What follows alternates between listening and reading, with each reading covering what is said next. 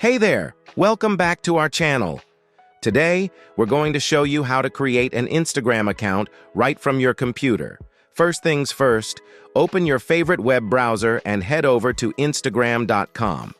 Once you're on the Instagram homepage, you'll see two options, sign up and log in.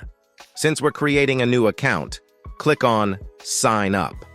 Now, you'll need to fill in your information. Start by entering your email address or phone number. Make sure it's one you have access to because Instagram will send you a verification code. Next, enter your full name. This is the name that will be displayed on your Instagram profile. Then create a username. This is how people will find and identify you on Instagram, so choose something unique and memorable. Now it's time to create a strong password. Make sure it's something you'll remember but also difficult for others to guess. Once you've filled in all the required information, click on Sign Up.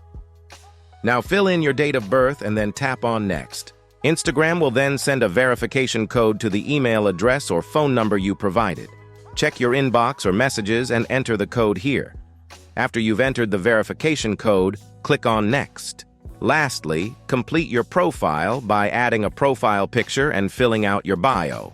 You can also add a website link if you have one. And there you have it.